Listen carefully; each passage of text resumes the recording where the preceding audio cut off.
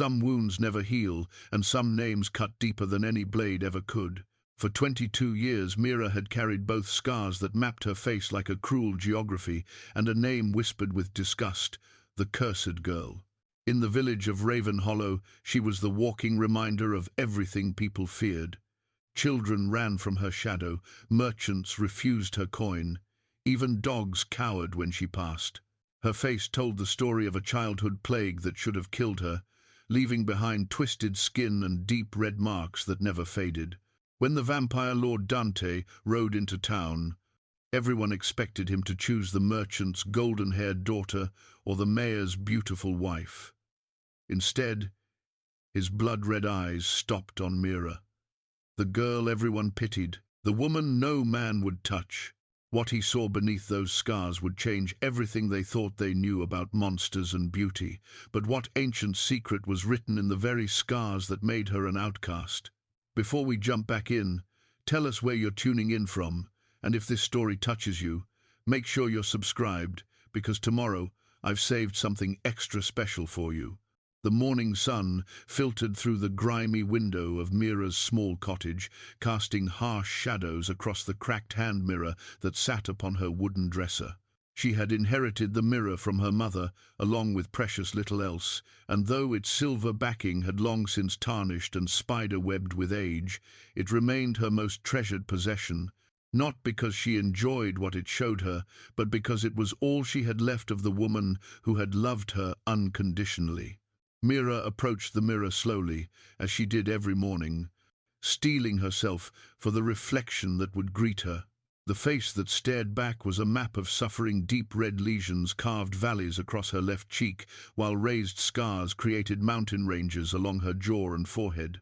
Her right eye was partially obscured by a particularly cruel mark that pulled at her eyelid, giving her a perpetually sorrowful expression.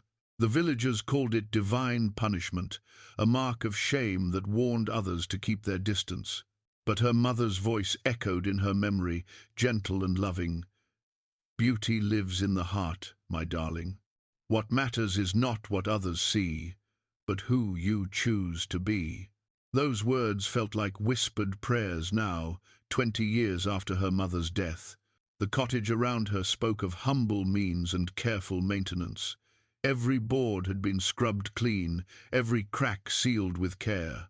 Dried herbs hung from the rafters, lavender, rosemary and sage, filling the air with earthy comfort. A small garden outside her window burst with vegetables and healing plants, tended with the devotion of someone who understood that nurturing life was its own form of prayer. This was her sanctuary, the only place where she could exist without judgment or fear. A sharp knock at her door shattered the morning quiet. Mira's heart clenched. Visitors were rarely good news. "Mira, it's Henrik. I've brought fresh bread." Relief flooded through her. Henrik was the baker's son, one of the few souls in Raven Hollow who had ever shown her genuine kindness. She opened the door to find him standing there with a warm loaf wrapped in clean cloth, his sandy hair catching the morning light, and his brown eyes filled with their usual gentle concern. "You don't need to keep bringing me bread," she said, though she accepted the gift gratefully. "People will talk." Henrik's jaw tightened. "Let them talk. They've been talking about you since we were children, and none of it has been fair or true." He stepped closer, lowering his voice. "Besides, I like having a reason to see you." Heat rose in Mira's cheeks, not from embarrassment, but from the unfamiliar warmth of being wanted. Henrik had been courting her quietly for months now, bringing small gifts and finding excuses to visit. It bewildered her. He was handsome enough to have his pick of any unmarried woman in the village, yet he chose to spend his time with the one they all called cursed. "The harvest festival is next week," Henrik continued. "I know you usually avoid such gatherings, but I thought perhaps this time—" "No." The word came out sharper than she intended. "You know what happens when I appear at village celebrations. The children cry, the mothers pull their little ones away, and someone always makes sure to remind everyone present that I'm an ill omen." "Then they're fools," Henrik said with quiet intensity. "Every last one of them." Before she could respond, The sound of horse hooves on cobblestone drew their attention. A rider was approaching, unusual for this early hour. Most travellers avoided Raven Hollow, considering it too small and poor to be worth their time. The horse that rounded the corner was magnificent, a black stallion that moved with supernatural grace, but it was the rider that made Mira's blood run cold. Tall and imposing, dressed in dark travelling clothes that seemed to absorb the morning light, he carried himself with the quiet authority of nobility. His pale skin contrasted sharply with his midnight black hair, and when he turned his gaze in their direction, Mira caught a glimpse of eyes that seemed to burn like embers. Henrik immediately stepped in front of Mira, his protective instincts flaring, but the stranger's attention had already locked onto her with an intensity that made her skin prickle with awareness. "Stay inside," Henrik whispered urgently. "Something feels wrong about him." But Mira found herself unable to move. Those burning eyes seemed to see straight through her, past the scars and marks that defined her existence, down to something deeper, something she hadn't even known existed. The stranger dismounted with fluid grace, never breaking eye contact with her. As he approached, she noticed details that confirmed her growing suspicions. The unnatural pallor of his skin, the way he moved without disturbing the dust beneath his feet, the complete absence of warmth in those captivating eyes. "Good morning," he said, his voice carrying an accent she couldn't place. Rich and smooth, with undertones that seemed to resonate in her very bones. "I am seeking lodging for the evening. Might this village accommodate a traveller?" Henrik found his voice first. "The inn is at the village centre, sir. Follow the main road." But the stranger's gaze never left Mira. "And you are?" "Mira," she answered before Henrik could stop her. The name seemed to please the stranger, bringing the faintest smile to his lips. "Mira," he repeated, as if testing how it felt. "A beautiful name for a beautiful woman." Henrik made a sound of disbelief. "Sir, I think you may need spectacles. This is exactly who I was hoping to find," the stranger interrupted, his tone carrying a weight that silenced further protest. "My name is Dante Nighthaven, and I believe, Miss Mira, that we have much to discuss." The name sent ice through her veins. Nighthaven, she had heard it whispered in cautionary tales, stories told to frighten children into obedience. But those were just stories, weren't they? "You're mistaken," Henrik said firmly. "Mira is just a simple village girl. She has nothing to do with whatever business brings you here." Dante's smile widened, revealing teeth that were just slightly too sharp. "Oh, but she has everything to do with it. More than she knows, I suspect." He reached into his coat and withdrew a small object, an ornate pendant that seemed to pulse with its own inner light. "Tell me, Mira, does this look familiar?" The pendant was unlike anything she had ever seen, yet something about it called to her. Ancient symbols were carved into what appeared to be dark stone, and as she stared at it, the marks on her face began to tingle with a strange warmth. "I've never seen it before," she said, though her voice lacked conviction. "Haven't you?" Dante stepped closer, and she caught his scent like night air and winter rain, with something deeper underneath that made her pulse quicken. "Look again. Look with more than just your eyes." Without understanding why, Mira found herself focusing on the pendant with an intensity that surprised her. The carved symbols seemed to shift and dance, rearranging themselves into patterns that sparked recognition deep in her memory. Images flashed through her mind, a woman with her face but different eyes, holding the same pendant while standing in a moonlit garden she had never seen. "Mother," she whispered. Dante nodded with satisfaction. "Your mother wore this pendant every day of her life, until the night she fled her homeland to protect the child she carried. The child who would grow up believing herself cursed, when in truth she was blessed beyond measure." "That's impossible," Henrik protested. "Mira's parents died in the plague when she was 7. Everyone knows that. Everyone knows what they were told," Dante corrected. "But the truth is often far more complex than village gossip suggests." He tucked the pendant away and fixed Mira with that penetrating stare once more. Your scars are not marks of disease, my dear. They are marks of protection. Ancient magic that shielded you from those who would have seen you dead in your cradle. The world seemed to tilt around her. Everything she had believed about herself, about her past, about the plague that had supposedly ravaged her face, it was all a lie. You're saying she's... Henrik began. I'm saying she is exactly who she was born to be, Dante interrupted, though it will take time for her to understand what that means. He turned his attention back to Mira, his expression growing serious. There are others looking for you, child. Others who do not have your best interests at heart. The protection your mother placed upon you has served its purpose, but it grows weaker with each passing year. Soon, you will need different kinds of protection. What kind of others? Mira found her voice, though it came out as barely more than a whisper. The kind that fear what you represent. The kind that would see you destroyed rather than allow you to claim your birthright. Dante stepped back, creating distance that somehow felt both respectful and reluctant. But these are not conversations for a village street. I will be staying at the inn tonight. If you wish to learn the truth about your heritage, about who your mother really was, and why she sacrificed everything to keep you safe, come to me after sunset. Don't listen to him, Mira, Henrik said urgently. He's filling your head with fantasies and lies. Your parents were good, simple people who died, protecting you from sickness. That's the truth. But even as Henrik spoke, Mira felt something awakening inside her, a restless energy that had always been there, but which she had never understood.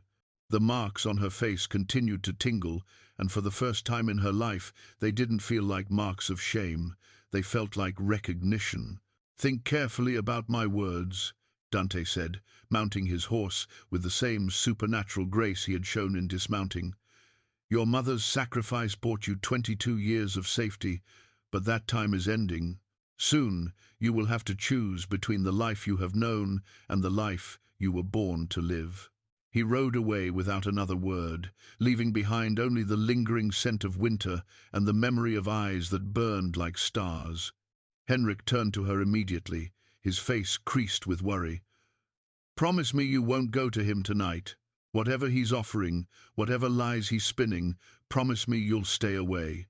But Mira was staring down the road where Dante had disappeared, her hand unconsciously rising to touch the scars on her face.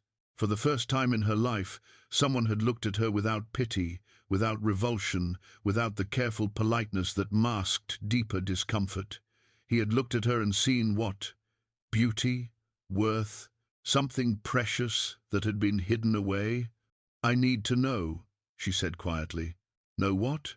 The truth about who I am, about why I survived when everyone said I should have died, about why my dreams are filled with voices speaking languages I don't understand and places I've never seen. She looked at Henrik, her heart breaking at the fear and pain in his expression. Don't you see? What if he's right? What if everything I believed about myself has been wrong? Henrik reached for her hands, holding them gently. Even if that were true, it wouldn't change who you are. You're kind and strong and beautiful, Mira. You're the woman He stopped, swallowing hard. You're the woman I love. That's what matters, not some stranger's stories about magic and birthright. The simple declaration should have filled her with joy. Henrik was offering her everything she had ever dreamed of: acceptance, love, a chance at a normal life. But something inside her had awakened at Dante's words, something that whispered of larger purposes and greater destinies. I love you too, she said, and meant it. But I have to know the truth.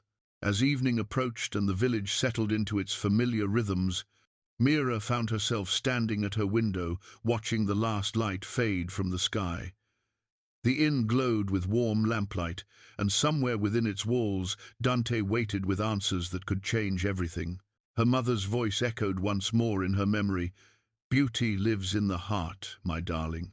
But what if her mother had been keeping secrets? What if the heart held more than beauty? What if it held power, destiny, and truths that could reshape the very foundation of her world?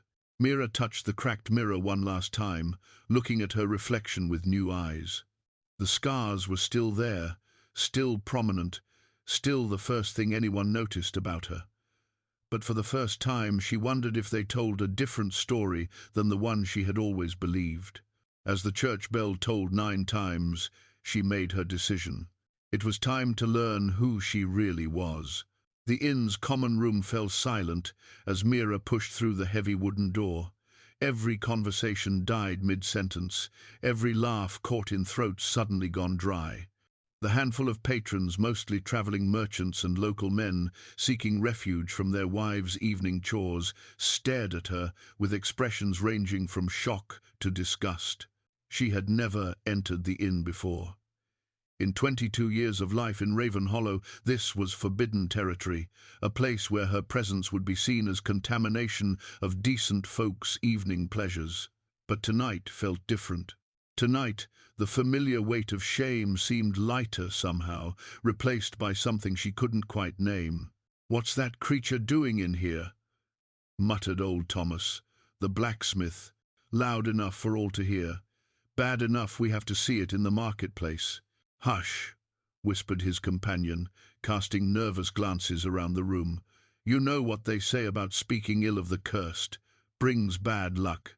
The innkeeper, a round man named Willem, who had always been cordial enough when forced to interact with her, approached with obvious reluctance. "Miss Mira, I'm afraid we don't typically. That is, perhaps you've made a mistake. I'm here to see Dante Nighthaven," she said, surprised by the steadiness of her own voice. The temperature in the room seemed to drop several degrees. Willem's face went pale, and she heard someone's tankard hit the floor with a metallic clang. "Room 7, Willem whispered, pointing toward a narrow staircase. "Top of the stairs, last door on the left." Mira climbed the creaking steps, acutely aware of every eye following her progress. The hallway above was dim, lit only by a few flickering candles that cast dancing shadows on the walls. She found room 7 and knocked softly. "Enter." The voice was unmistakably Dante's, rich, commanding, with those same mysterious undertones that had captivated her that morning. She pushed open the door and stepped inside. The room was simple but clean, furnished with a bed, a small table, and 2 chairs positioned before a modest fireplace. Dante stood beside the window, gazing out at the moonlit village below. He had removed his travelling cloak, revealing clothes that spoke of wealth and refinement, a black shirt that seemed to be cut from silk, dark trousers that fit him perfectly, boots that had never known a day of honest labour. When he turned to face her, she was struck again by his otherworldly beauty. His pale skin seemed to glow in the candlelight, and those burning eyes held depths that suggested centuries of experience. "I wasn't certain you would come," he said, closing the distance between them with that same fluid grace she had noticed earlier. "I wasn't certain either," she admitted, "but I need to know the truth." "Truth," he repeated, as if testing the weight of the word. "Truth can be a dangerous thing, Mira. Once learned, it cannot be unlearned." "Are you prepared for that?" She thought of Henrik's pleading face, of the simple life he offered, of the safety of ignorance. Then she thought of her dreams filled with strange voices, of the way her scars had responded to the pendant, of 22 years of believing herself cursed when perhaps she was something else entirely. "Yes," she said. Dante smiled, an expression both beautiful and terrible. "Then sit, and I will tell you about your mother, about Elena Ashworth, last daughter of the House of Shadows." The name hit her like a physical blow. Elena Ashworth, not Elena, the peasant woman who had died in the plague, but someone with a surname that spoke of nobility and power. "House of Shadows," she whispered, settling into the chair he indicated. "One of the oldest vampire families in existence," Dante replied, taking the seat across from her. "Ancient beyond measure, powerful beyond compare, and hunted to near extinction by those who feared what they represented. Vampire. The word hung in the air between them like a blade. Your mother was the last of her line, the final heir to a bloodline that stretched back to the very dawn of our kind. When she fled her homeland, she carried with her not just her own life, but the future of an entire house. Mira's hands were shaking. She gripped the arms of her chair to steady herself. "You're saying my mother was a vampire, that I'm half vampire," Dante confirmed. "The child of two worlds, born with the potential for power that neither humans nor vampires fully understand. That's impossible. I've seen myself in mirrors. I cast a reflection. I can walk in sunlight. All true, because you are only half of what I am. The human blood your father gave you grants you protections that pure vampires do not possess, while the vampire blood from your mother's line grants you gifts that pure humans could never imagine." The marks on her face were burning now, not with pain but with a strange energy that seemed to pulse in rhythm with her heartbeat. The scars are not scars at all, but markings, royal markings that appear on vampire nobility when they reach maturity. Your mother cast powerful spells to disguise them, to make them appear as plague damage, so that no one would recognize what they truly were.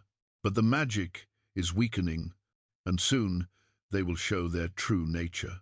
Dante reached into his coat and withdrew a small object, a ring made of what looked like blackened silver, set with a stone that seemed to absorb all light around it. As he held it up, the ring began to glow with an inner fire that matched the burning in her face. "This is the Crimson Seal," he said. "For 1,000 years it has been used to identify those of royal vampire blood. Watch." He extended the ring toward her, and as it drew closer, the stone flared with brilliant red light. The markings on her face responded immediately, growing warm and beginning to change. In the mirror across the room, she watched in amazement as the ugly red lesions began to shift, transforming into elegant patterns that traced her cheekbones and temple like delicate tattoos of silver and gold. "My God," she breathed. "There is no God in this," Dante said quietly. "Only blood and power and destinies written in shadows." The transformation was temporary. As he pulled the ring away, her face returned to its familiar scarred appearance. But she had seen her true self, however briefly, and the vision left her reeling. "Why are you telling me this?" she managed. Dante's expression grew serious. "Your mother made me promise to find you when the time came, to protect you and help you claim your rightful place in our world. That time has arrived, Mira. The magic that has hidden you is failing, and there are others, vampires, who remember your mother's power and fear what you might become, who are already searching for you." "What others?" "Lord Cassius Blackthorn leads a faction that believes half-bloods are abominations that threaten the purity of vampire blood. He has spent decades hunting down any children of mixed heritage and destroying them. When he learns that Elena Ashworth's daughter still lives, he will stop at nothing to see you dead." Fear clawed at her throat. "Then why reveal myself at all? Why not let me live quietly here, hidden and safe? Because hiding will no longer protect you. Your power is awakening, Mira. Soon, every vampire within 100 miles will sense what you are. Your only chance of survival is to embrace your heritage and claim the protection that comes with your royal blood. And if I refuse," Dante's eyes grew cold, "then you will die, and with you, the last hope of uniting the vampire houses under a ruler who understands both sides of our nature. The war that has raged in shadows for centuries will continue, and both humans and vampires will suffer for it." The weight of responsibility settled on her shoulders like a physical thing. Everything she had known, everything she had believed about herself and her place in the world, it was all crumbling around her. "I need time to think," she said. "Time is a luxury you may not have, but I will give you until tomorrow night to decide. Meet me at the old cemetery at midnight if you choose to embrace your destiny. If not," he shrugged, "well, I pray you are better at hiding than your mother was." She stood on unsteady legs, moving toward the door like a woman in a dream. As her hand touched the handle, Dante spoke again. "Mira." She turned back to find him watching her with something that might have been genuine concern. "Whatever you decide, know this. You are not cursed. You are chosen. There is a difference." The journey back down the stairs and through the common room passed in a blur. The patrons stared again, but their expressions seemed different now, less disgust, more unease, as if they sensed some fundamental change in her nature. Outside, Henrik waited beside her cottage, pacing anxiously in the moonlight. "Thank God you're all right," he said, rushing to her side. "When I saw you go into the inn, I feared.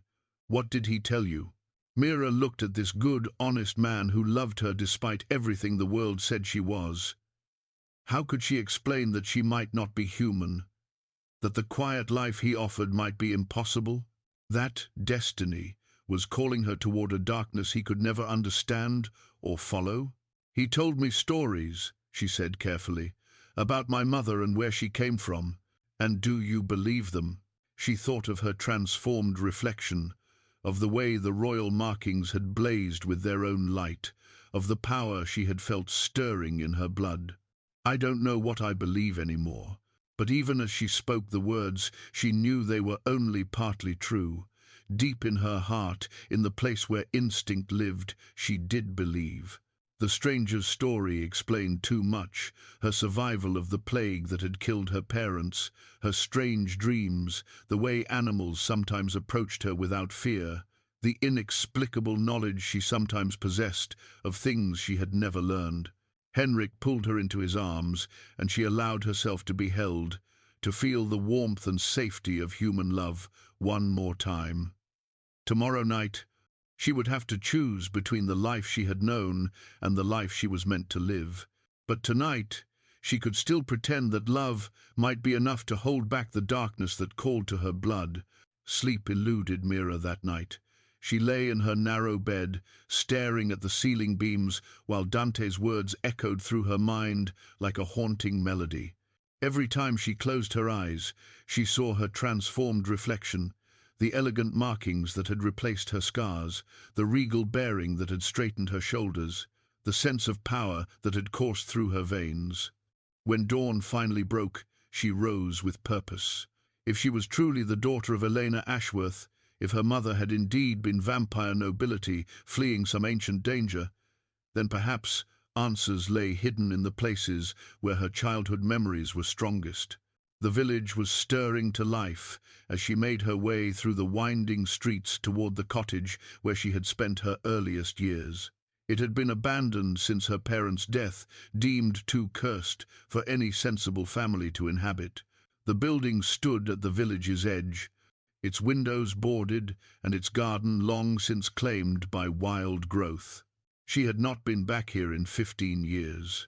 The front door hung askew on rusted hinges, and morning mist clung to the overgrown hedges like ghosts reluctant to depart. As she pushed inside, the musty smell of abandonment filled her nostrils, mixed with something else, a faint sweetness that reminded her of the night-blooming flowers in her current garden. The main room looked smaller than her child's memory had preserved it. Dust coated every surface, and spider webs draped the corners like forgotten lace. But as her eyes adjusted to the dim light, details began to emerge that she had never noticed as a child. The fireplace mantel bore intricate carvings that seemed to shift and dance when viewed from the corner of her eye. The floorboards near the hearth were arranged in patterns that looked almost like symbols. Her heartbeat quickened. These were not the decorations of simple peasant folk. A noise from behind made her spin around. Henrik stood in the doorway, his expression a mixture of concern and determination. "I followed you," he said without apology. "After yesterday, I was worried you might do something reckless, like searching my childhood home for clues about my past, like believing fairy tales told by dangerous strangers." He stepped inside, his boots echoing on the bare wood. "Mira, I know you're confused and hurting, but this isn't the way to find peace. That man, whatever he is, he's filling your head with impossible stories. What if they're not impossible? She asked, running her fingers along the carved mantelpiece. Under her touch, the symbols seemed to warm slightly. What if everything I believed about my parents was wrong? Your parents were good people who loved you and died protecting you from plague. I remember them, Mira. I was only a boy, but I remember your father teaching me to whittle and your mother singing while she worked her garden. They weren't monsters or nobility or anything other than honest folk trying to make a decent life. The conviction in his voice made her pause. Henrik had indeed known her parents, had played in this very room when they were children. If anyone would remember signs of otherworldly heritage, wouldn't it be him? But then her fingers found a section of carving that yielded under pressure, and a hidden panel slid aside with a whisper of displaced air. Henrik's words died on his lips. Behind the panel lay a small chamber, perfectly preserved despite the years of neglect. Inside, wrapped in oiled leather, were objects that belonged to no peasant household: a book bound in midnight blue leather with silver clasps, a collection of small vials containing liquids that gleamed like captured starlight, and a gnarled staff that seemed to pulse with its own inner warmth. "My God," Henrik breathed. Mira reached for the staff first, drawn by an instinct she couldn't explain. The moment her fingers closed around its smooth surface, the wood began to glow with a soft, golden light. The sensation that traveled up her arm was like coming home after a long journey, familiar, comforting, right. "The Thornwood staff," she whispered, though she had no idea how she knew its name. "How did you—" Henrik started, then stopped himself. "This is witchcraft, Mira, dark magic. We should leave these things here and forget we ever found them." But she was already reaching for the book, her hands moving with a certainty that frightened and thrilled her. The leather was soft as silk under her fingers, and when she opened it, the pages revealed text written in an elegant script that seemed to shimmer between languages, sometimes English, sometimes symbols that hurt to look at directly, sometimes flowing characters that her mind somehow translated without conscious effort. Asterisk, the Chronicle of Elena Ashworth, last daughter of the House of Shadows. Asterisk read the first page. Asterisk, written in the final year of my exile, for the daughter who must someday understand the truth of her heritage. Asterisk, it's my mother's journal, Mira said, her voice barely above a whisper. Henrik moved closer despite his obvious fear, reading over her shoulder. "That's not your mother's handwriting. Your mother could barely write her own name." "The woman you knew as my mother," Mira corrected, turning the page. But what if she was so much more than that? The next pages revealed details that made Henrik step back in alarm, detailed drawings of the markings that Mira bore, annotated with notes about bloodline magic and protective enchantments. Maps of places with names like Shadowmere and the Crimson Courts. Most disturbing of all, portraits of people with familiar features, Mira's own eyes, staring back at her from faces that belonged to strangers. Asterisk, the power runs true in this line. Asterisk, one entry read. Asterisk, my daughter will be stronger than I ever was, if she can survive long enough to claim her birthright.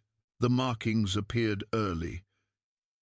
I've done my best to disguise them, but the magic required grows more taxing each year. Soon, I will have to trust in other protections. This is impossible, Henrik said, but his voice lacked its earlier conviction. Mira continued reading, each page revealing new impossibilities that felt more true than any reality she had previously known. Her mother had indeed fled vampire politics, carrying Mira while pursued by enemies who wanted both of them dead. The plague that had supposedly killed her parents had been an attack by vampire hunters who had finally tracked them down. Her father, her human father, a local man named Thomas, who had fallen in love with a mysterious stranger, had died defending his wife and daughter. But Elena had survived long enough to cast one final spell, transferring the last of her power into protective enchantments that would hide Mira's true nature until she was old enough and strong enough to defend herself. Asterisk. I only pray that when the time comes, she will have someone to guide her. Asterisk, the journal continued. Asterisk. I have sent word to Dante, trusting that his oath to our house will hold true even across the years. If he receives my message, if he finds her when the protection fails, perhaps our line will not end with my death. Asterisk. Dante knew my mother, Mira said, her voice filled with wonder. Even if this is all true, Henrik said desperately, it doesn't change who you are. You're still the woman I love. Still the person who tends her garden and helps sick animals and brings light to everyone around her. This vampire heritage, it's just blood, it doesn't define you. But as Mira held the staff and felt the power humming through her veins, as she read her mother's words and finally understood the dreams that had haunted her sleep, she began to realize that it might define her more than she had ever imagined. From somewhere deep in the cottage came the sound of approaching footsteps. Henrik tensed, moving protectively in front of Mira, but she recognized the fluid grace of the gate. You found her chambers. Dante's voice came from the doorway, filled with what might have been pride. Elena always said you would, when the time was right. He stepped into the main room, somehow managing to make the abandoned cottage seem less desolate merely by his presence. Today he wore simpler clothes, dark trousers, and a white shirt open at the collar, but the aura of power around him was unmistakable. You knew about this place, Henrik accused. I helped Elena prepare it, Dante replied calmly. Every spell, every protective ward, every carefully hidden secret designed to preserve the truth until Mira was ready to learn it. And you think she's ready now? Dante's gaze moved to Mira, taking in the way she held the staff, the way the journal lay open in her lap like it belonged there. I think she was born ready. The question is whether she's prepared to accept what that means. The moment stretched between them, heavy with implications and unspoken choices. Outside, she could hear the village beginning its daily routine, merchants opening their shops, children playing in the streets, Henrik's father firing up the ovens for the morning's bread. All of it seemed suddenly distant, like observing life through a window rather than living it. What happens if I accept? She asked Dante. You begin training to control powers you've always possessed but never understood. You learn to navigate a world that exists in the shadows of the one you've known. You discover what it truly means to be the heir of the House of Shadows. And if I refuse, the protection your mother died to create continues to weaken. Within days, every vampire in the region will sense what you are. Some will seek to recruit you, others will seek to destroy you. Either way, the choice will be taken from you. Henrik stepped forward, his jaw set with determination. There's a third option. We leave. Tonight. We go somewhere far from here, somewhere these vampire politics can't reach us. There is nowhere far enough, Dante said gently. I'm sorry, Henrik. I know you care for her, and I respect that. But running will only delay the inevitable. Mira stood slowly, the staff still glowing softly in her grip. Everything she had believed about herself, about her place in the world, about the future she had imagined with Henrik, all of it was crumbling away like sand. But underneath the fear and confusion, something else was growing. Purpose, recognition. The sense that she was finally, after 22 years of being lost, beginning to find her way home. I need to think, she said, to understand what this all means. Of course, Dante agreed, but Mira, don't take too long. Your enemies have been patient, but their patience is not infinite. That evening, Mira sat in her garden as twilight painted the sky in shades of purple and gold. The thornwood staff rested across her knees, its warm pulse synchronized with her heartbeat, while her mother's journal lay open beside her on the wooden bench. Each page she had read that afternoon revealed new impossibilities, that somehow felt more real than the life she had known. The sound of approaching footsteps made her look up. Cordelia Blackwood, the mayor's wife, approached with purposeful strides, her silk gown rustling against the garden gate. Behind her walked Father Benedict, the village priest, his weathered face grave with concern. "Mira Ashworth," Cordelia said, her voice carrying the authority of someone accustomed to obedience. "We need to speak with you." The use of her mother's surname sent a chill down Mira's spine. How could Cordelia know that name? In all her years in Ravenhollow, she had never heard anyone speak it aloud. "Good evening, Mrs. Blackwood, Father Benedict," she replied carefully, closing the journal and setting it aside. "What brings you to my garden so late?" Cordelia's gaze fixed on the staff in Mira's hands, and something flickered in her eyes, recognition perhaps, or calculation. "Strange visitors have come to our village, strangers, asking questions about you and your heritage. It has the good people of Ravenhollow concerned." "Concerned about what?" Father Benedict stepped forward, his voice gentle but firm. "Child, there are whispers that you've been seen with objects that suggest unseemly influences, dark practices that have no place in a God-fearing community." Mira's grip tightened on the staff. "I don't understand what you're implying, Father." "We're implying nothing," Cordelia said sharply. "We're stating plainly that your recent behavior suggests you may be dabbling in witchcraft. The mayor has decided that for the safety of all concerned, you should be questioned by proper authorities." "What authorities?" "Representatives of the church who specialize in such matters. They arrived this afternoon and are most eager to examine any artifacts you may have acquired." The threat was clear, though wrapped in polite language. Mira stood slowly, the staff's warmth spreading up her arms like liquid courage. For the first time in her life, she felt no urge to cower before Cordelia's imperious tone or to seek shelter in apologies and submission. "I appreciate your concern," she said with a calmness that surprised her. "But I must decline to be questioned by anyone. I've done nothing wrong, practiced no dark arts, and harmed no one." "The staff in your hands suggests otherwise," Cordelia replied. "Such things don't belong to innocent village girls." "Perhaps," said a new voice from the shadows, "the question should be whether she belongs to the village rather than whether the staff belongs to her." Dante emerged from the growing darkness, moving with that predatory grace that made Cordelia step back instinctively. Father Benedict crossed himself and began muttering prayers under his breath. "You," Cordelia breathed, her composed facade cracking slightly. "I should have known you were behind this corruption." "Corruption?" Dante's smile held no warmth. "An interesting choice of words from someone who carries the scent of old blood and older secrets." The accusation hung in the air like a blade. Mira looked between Cordelia and Dante, sensing undercurrents she didn't understand. There was history here, knowledge and recognition that went deeper than a chance encounter. "I don't know what game you're playing, stranger," Cordelia said, but her voice had lost its earlier authority.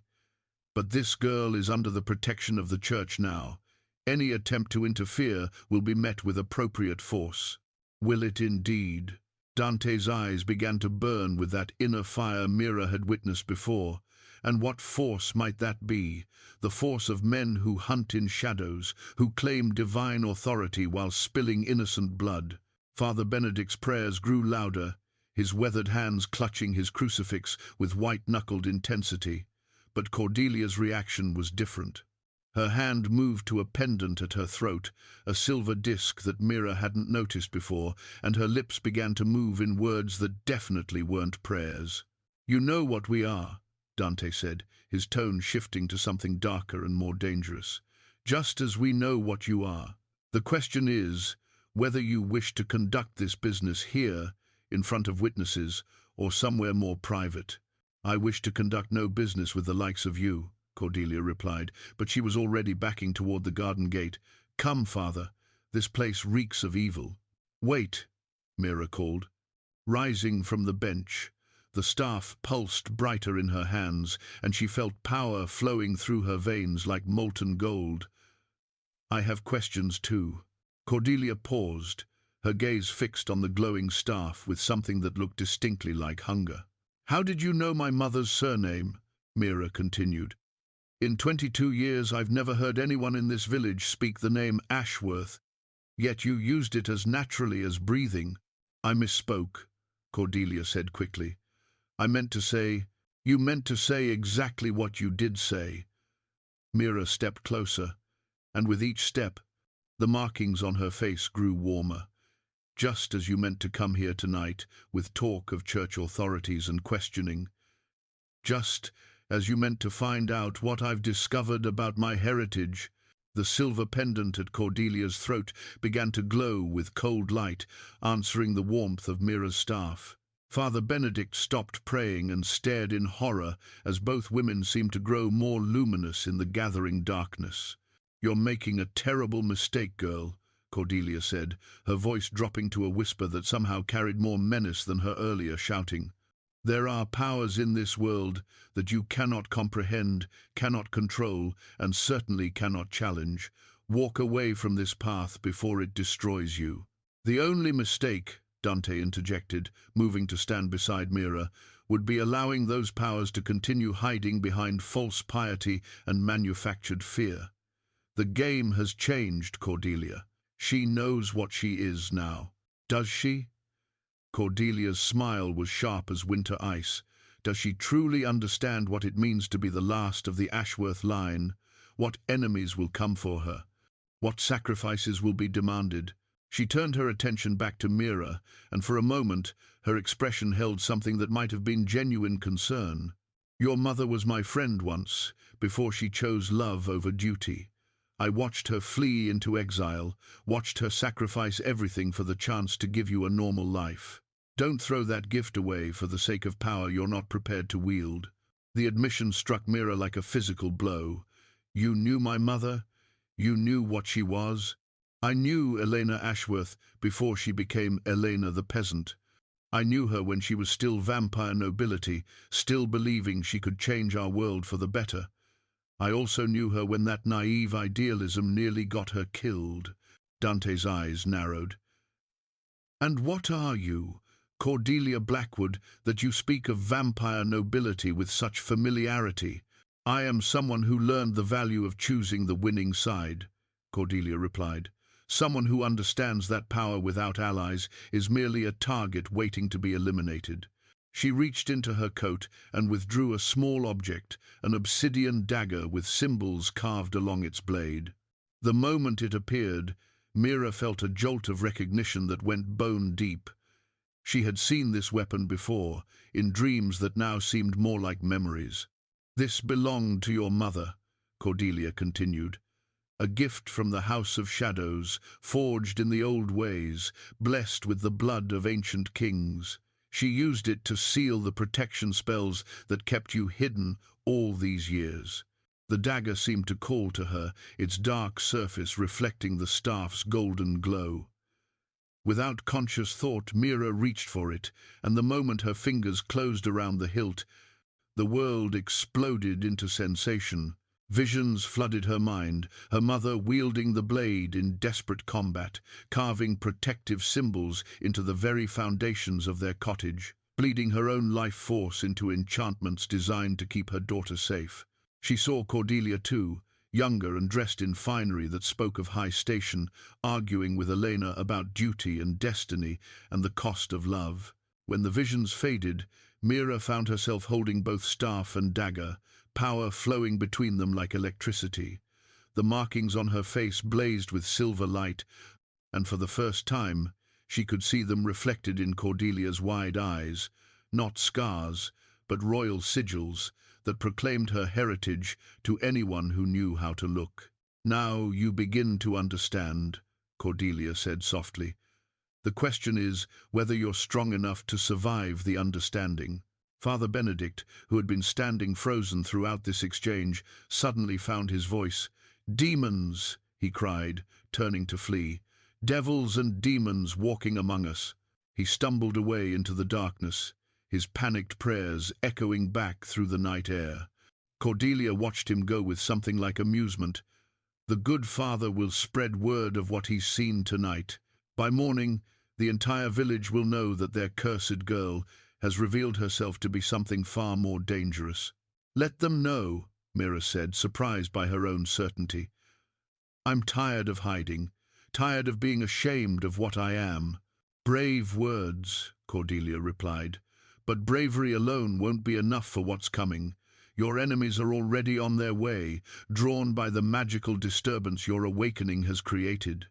You have perhaps days before they arrive. Then we'll be ready for them, Dante said. Cordelia's laugh was bitter as winter wind. Will you, one half-trained girl and a vampire exile, against the combined might of the Church's hunters and Lord Cassius Blackthorn's death squads? Your confidence is admirable, but misplaced. She turned to leave, then paused at the garden gate. Elena asked me to watch over you should this day ever come. Despite everything that passed between us, I honored that promise. Now, I'll honor it one last time. Leave Ravenhollow tonight. Take whatever allies you can find and run as far as you can. It's the only chance you have. And if I refuse, then you'll discover exactly why your mother chose exile over fighting. Some battles cannot be won, child. They can only be survived. With that, Cordelia disappeared into the night, leaving behind only the lingering scent of silver and secrets. Mira stood in her garden, staff in one hand and dagger in the other, feeling the weight of destiny settling around her shoulders like a crown. The life she had known was ending, but something new and terrible and wonderful was beginning. Beside her, Dante placed a gentle hand on her shoulder. Your training begins now, he said, and your real life begins tomorrow. The discovery came at dawn, hidden beneath loose floorboards in what had once been her mother's bedroom. Mira knelt in the dusty space, her fingers tracing the outline of a wooden chest that had been concealed for over 2 decades. The thornwood staff lay beside her, its glow illuminating symbols carved into the chest's lid, the same elegant script she had learned to recognize from her mother's journal. Property of Elena Ashworth. Last daughter of the House of Shadows, she read aloud, her voice reverent in the morning quiet. Dante stood in the doorway, keeping watch while she explored her heritage. They had returned to the abandoned cottage before sunrise, driven by an urgency neither fully understood. The events of the previous evening, Cordelia's revelations, Father Benedict's terrified flight, the awakening of powers that had slumbered for over 20 years, had changed everything. The chest opened with a soft click, revealing treasures that took her breath away. Wrapped in midnight blue silk lay a silver circlet so delicate it seemed to be spun from moonbeams themselves. The moment Mira lifted it, the metal sang with harmonious chimes that resonated in her bones. Ancient words whispered through her mind, languages she had never learned but somehow understood. "The lunar crown," she breathed. "Your mother's crown," Dante confirmed from the doorway. "Worn by queens of the House of Shadows for 7 centuries, it was thought lost when your mother fled the homeland." Mira placed the circlet on her head, and immediately the world transformed. She could see the flow of magic like silver streams running through the air, could feel the pulse of every living thing within miles. But more than that, she could see the past layers of memory embedded in the very walls around her. The cottage had never belonged to simple peasants. Beneath years of careful disguise lay the remnants of a safe house, a sanctuary prepared for vampire nobility in exile. Her mother had spent months here before Mira's birth, weaving protection spells into every beam and board, creating illusions that would make the dwelling appear humble and unremarkable to casual observation. "She sacrificed so much," Mira whispered, watching ghostly images of Elena pacing these same rooms, heavy with child and desperate with worry. "She sacrificed everything," Dante agreed, his voice heavy with old sorrow.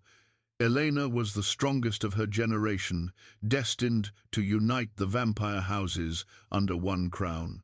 When she chose love over duty, chose your father over the political marriage that would have secured our people's future, The consequences rippled through our entire world. More visions cascaded through the crown's power. She saw her mother in full regalia, standing before assemblies of vampire nobility, her words carrying the weight of absolute authority. She saw the night Elena fled, carrying her unborn child through forests thick with pursuing enemies. Most painfully, she saw the moment of Elena's death, not from plague as the village believed, but from the slow consumption of her own life force, feeding it into the protection spells that would keep Mira safe. "Why didn't you tell me sooner?" Mira asked, tears streaming down her cheeks. "Because you needed to discover it yourself. Power claimed through revelation is different from power simply given. You needed to feel it in your bones, to understand what you are choosing when you embrace your birthright."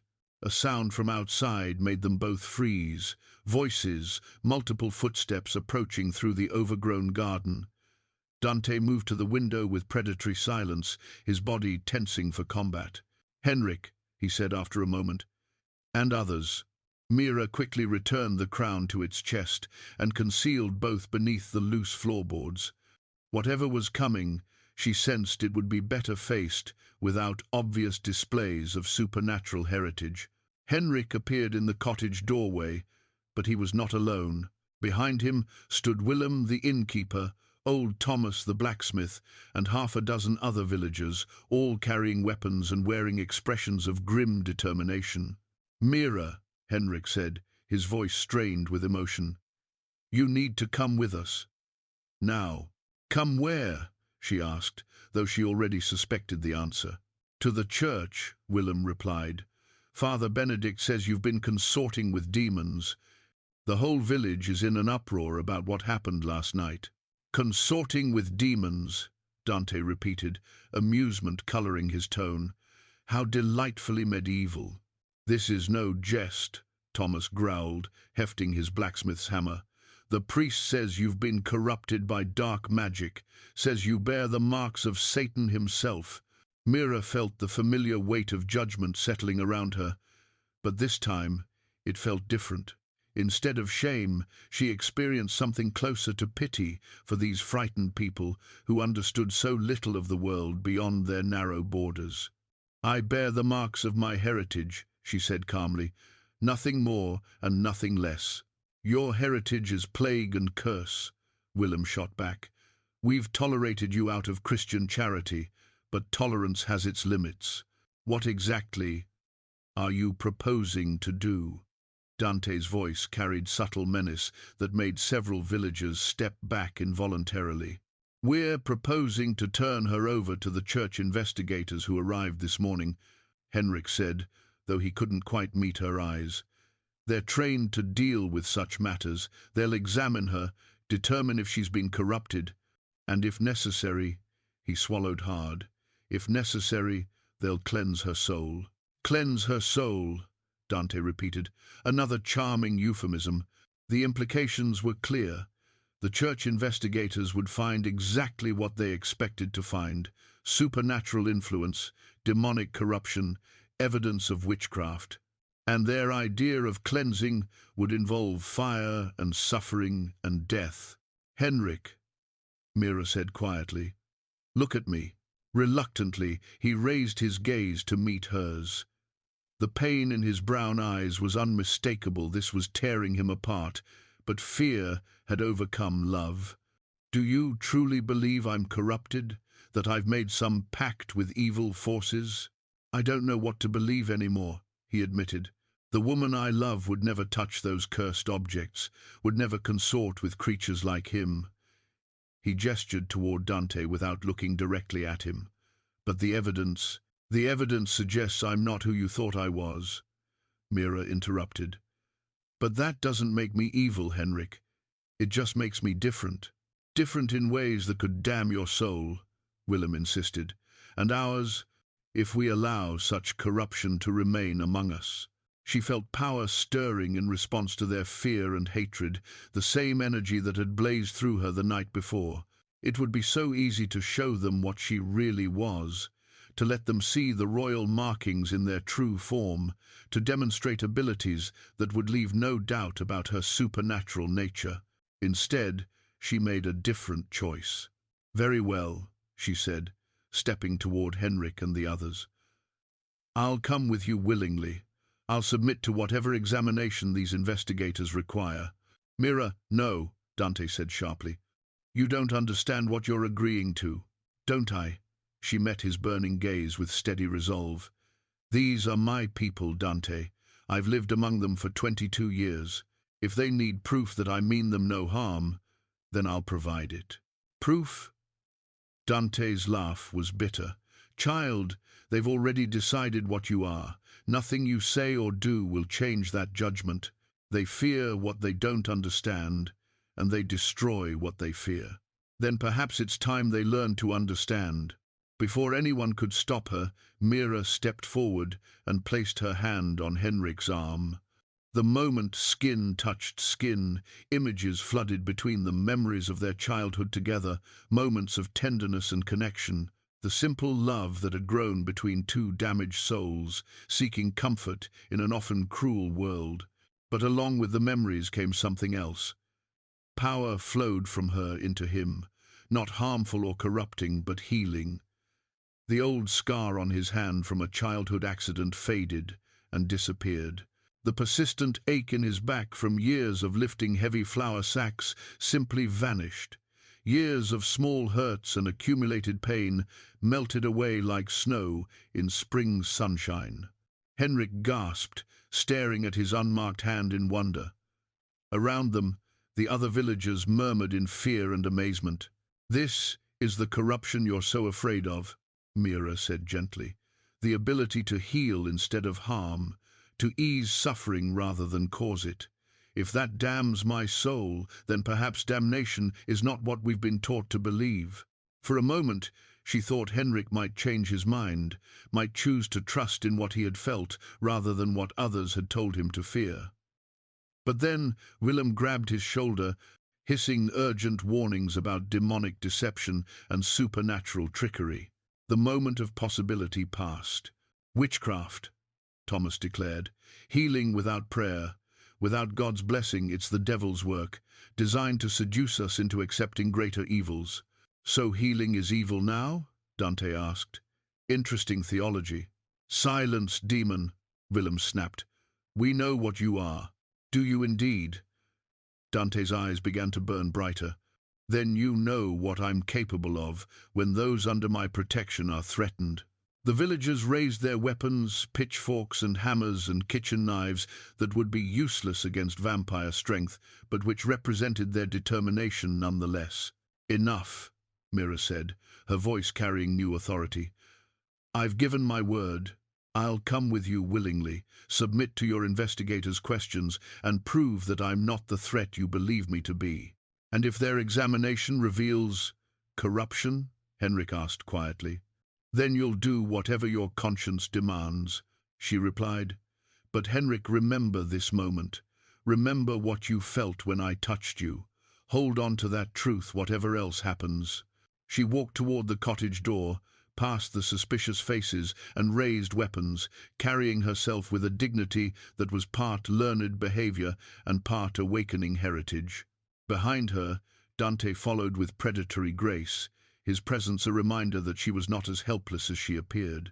But as they approached the village center, where smoke already rose from what looked suspiciously like preparations for a burning, Mira began to wonder if her faith in human nature had been tragically misplaced. The crowd that waited for them was larger than she had expected, and their mood was uglier than anything she had ever witnessed. Fear had transformed her neighbors into something she barely recognized, a mob hungry for blood and convinced of their own righteousness. At the center of it all stood three figures in black robes, their faces hidden beneath deep hoods, their presence radiating cold authority that made even the bravest villagers keep their distance. The church investigators had arrived, and they brought with them the smell of ash and the promise of suffering. But most disturbing of all was the figure standing slightly apart from the robed investigators, Cordelia Blackwood, wearing an expression of regret that somehow felt more dangerous than open hostility. The church had been transformed into a courtroom of shadows and whispered accusations. Candles burned in iron sconces along the stone walls, their flames casting dancing light across faces twisted by fear and righteousness.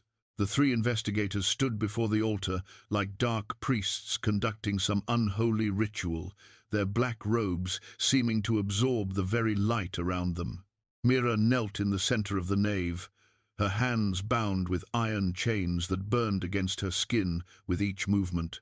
The metal had been blessed, Willem explained with obvious satisfaction, consecrated to prevent any supernatural influence from interfering with divine justice. Behind her, Dante was held at bay by a circle of armed villagers, their makeshift weapons trained on his heart, despite the obvious futility of such preparations. His eyes burned with barely contained rage, but he made no move to interfere. They had agreed on this. She would face whatever came, and he would intervene only if her life was in immediate danger. "State your name for the record," commanded the lead investigator, his voice echoing from within the depths of his hood. "Mira," she replied, refusing to show the fear that clawed at her throat. "Mira what?" She hesitated, feeling the weight of choice in that simple question. To speak her mother's name aloud would be to acknowledge her heritage publicly, to claim the birthright that Dante insisted was her destiny. But it would also confirm every suspicion these men harbored, provide them with evidence that could justify any punishment they chose to inflict. "Mira Ashworth," she said finally, lifting her chin in defiance. Murmurs rippled through the gathered villagers. Many had never heard her surname spoken aloud, and the unfamiliarity of it somehow made her seem more foreign, more threatening.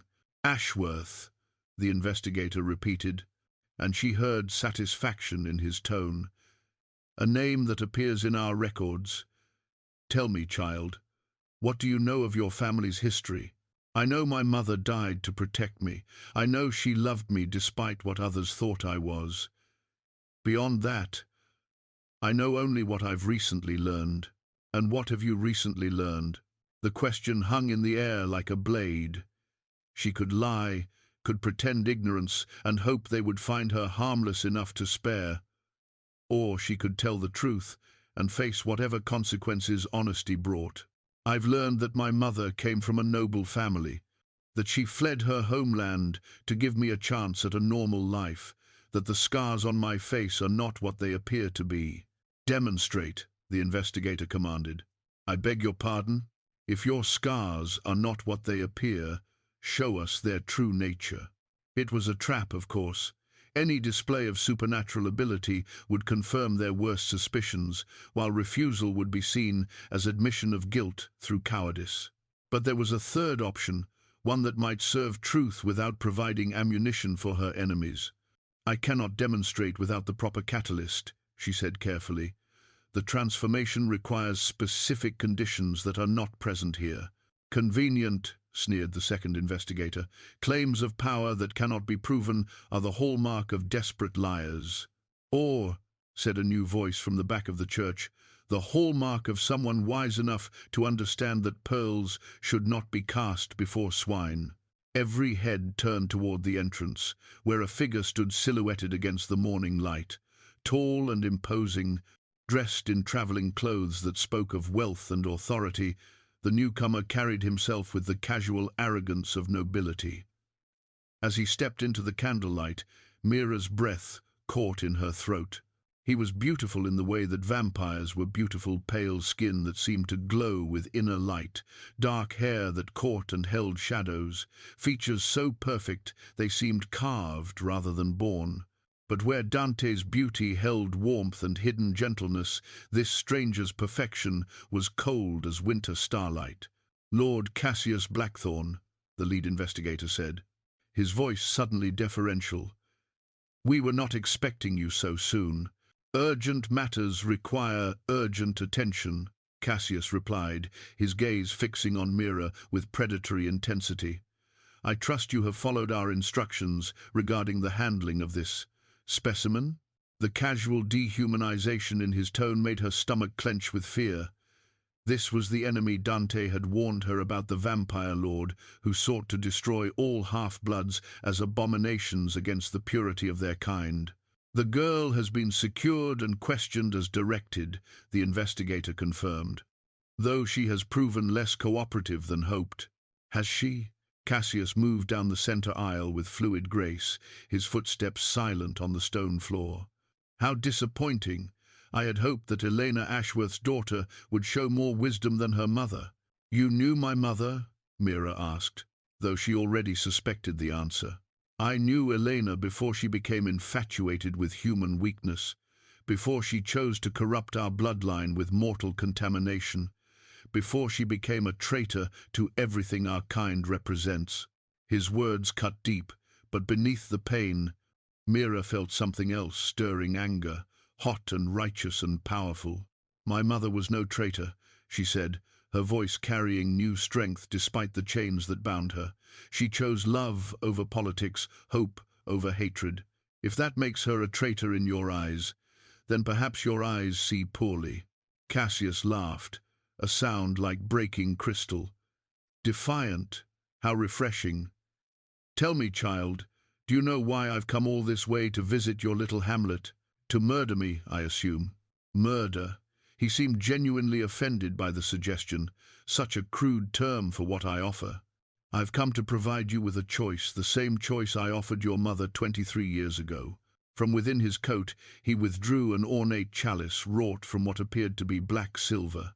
Strange symbols covered its surface, and as he held it up, the cup seemed to drink in the surrounding light. The blood chalice of verification, he announced. A relic of the old kingdom, designed to test the purity of vampire bloodlines.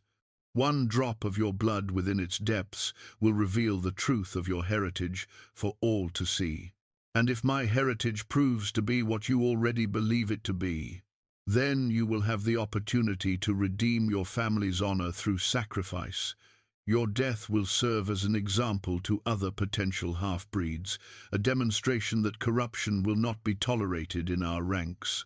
And if I refuse, then these good church investigators will carry out their own sentence. I'm told they favor cleansing fire for cases of suspected witchcraft, a slow death, but certainly dramatic. The villagers around her murmured agreement, their faces eager for the spectacle of righteous punishment. Even Henrik, standing near the church doors with anguish written across his features, made no move to protest. But Cordelia, who had remained silent throughout the proceedings, suddenly stepped forward. There is another option, she said, her voice cutting through the tension like a blade. Cassius turned toward her with obvious displeasure. I was not aware that human servants were permitted to speak during these proceedings. I speak not as a servant, but as one who remembers the old laws, Cordelia replied. Laws that even you, Lord Blackthorn, are bound to honor.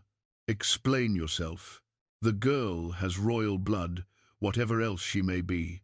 Royal blood grants certain protections under vampire law, including the right to trial by combat rather than summary execution. Cassius's eyes narrowed dangerously. Trial by combat requires a champion to stand for the accused. Who would dare face me on behalf of this half-breed abomination? I would. The voice came from behind Mira, where Dante had finally broken free of his captors. The villagers scattered as he moved forward, their weapons falling from nerveless fingers as his true nature revealed itself. His skin began to glow with inner fire, his eyes blazed like stars, and the very air around him crackled with barely contained power. Dante Nighthaven, Cassius said with evident satisfaction. I should have known Elena's lapdog would come sniffing around eventually. Elena's sworn protector, Dante corrected. Bound by oath to defend her bloodline until my final death, I claim the right of champion combat on behalf of Mira Ashworth, last daughter of the House of Shadows. The formal challenge hung in the air like thunder before lightning. Cassius smiled, revealing teeth sharp as razors. Very well, let the ancient ways be honored. But know this, old friend, when I tear out your heart before her eyes, she will still die. Your sacrifice will buy her nothing but the brief satisfaction of watching your demise. Perhaps, Dante agreed, but it will also buy her something else, time to discover the full extent of her power, and I suspect that may prove more valuable than either of us imagine. As if summoned by his words, the chains around Mira's wrists began to glow with heat. Not the blessed fire that was meant to burn supernatural flesh, but something deeper and more primal. The metal started to crack, hairline fractures spreading across its surface like a spider's web. The blood chalice in Cassius's hands began to ring like a bell, responding to some force none of them fully understood. And deep within Mira's chest, something that had slumbered for over 20 years finally began to wake. The chains around Mira's wrists shattered like glass, the blessed iron crumbling to dust as power surged through her veins. Every candle in the church blazed brighter, their flames dancing wildly as if responding to some invisible wind. The villagers pressed themselves against the walls, terror replacing their earlier bloodthirst as they witnessed forces beyond their comprehension. But it was Henrik's face that drew her attention, not fear or revulsion, but something else entirely: recognition, understanding, and beneath it all, a guilt so profound it seemed to age him before her eyes. "Henrik," she called, rising to her feet with newfound grace. "What is it? What aren't you telling me?" Before he could answer, Cassius moved with vampire speed, covering the distance between them in a heartbeat. His pale hand closed around Henrik's throat, lifting the young man from the ground as easily as a child might lift a doll. "Perhaps," Cassius said with silky menace, "we should ask your devoted admirer to explain his true role in this little drama." "Let him go," Mira commanded, power crackling around her like electricity. "Whatever you think he's done, he's innocent." "Innocent?" Cassius laughed, his grip tightening until Henrik's face began to turn blue. "Tell her, baker's boy, tell her about your weekly reports to the church investigators. Tell her about the silver coins they've been paying you for information about her habits, her visitors, her private conversations." The words hit her like physical blows. "That's not true. Henrik would never." But even as she spoke, she saw the truth written in Henrik's anguished expression. The guilt, the way he couldn't meet her eyes, the trembling of his hands as he struggled against Cassius's grip. "For how long?" she whispered. Cassius loosened his hold enough to allow Henrik to speak. "Tell her, spy. How long have you been betraying the woman you claim to love?" 2 years, Henrik gasped, his voice barely audible. "Since the church first sent inquiries about unusual activity in Raven Hollow. They said you were dangerous, that you might be planning to hurt people. 2 years. The betrayal cut deeper than any physical wound. Everything between us, was any of it real?" "All of it," Henrik said desperately. "Every moment, every feeling. I love you, Mira. I love you so much it terrifies me. But they showed me things, evidence of what you might become. They said if I helped them understand you, they could find a way to save your soul."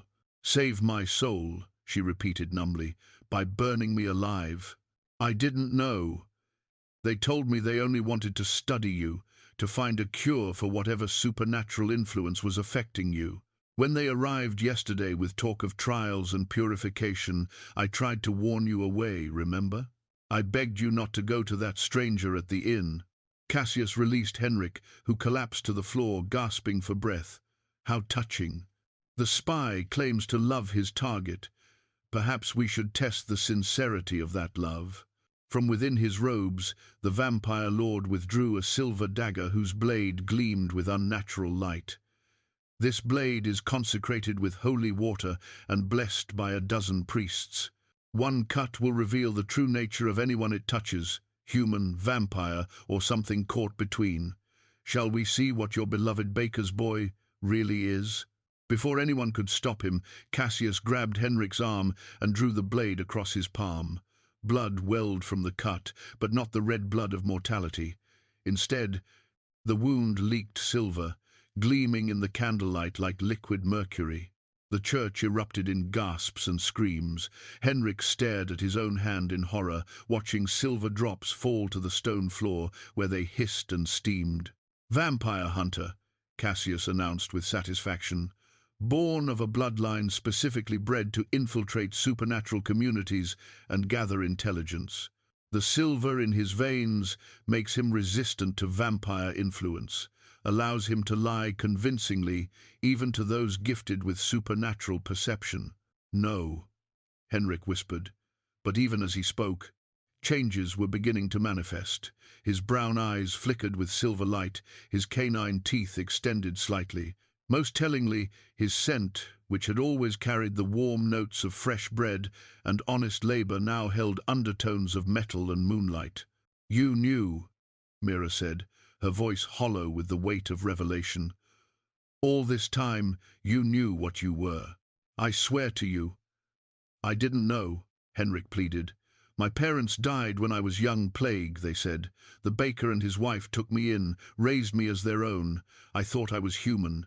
I believed I was human." "Beliefs can be so comforting," Cassius observed.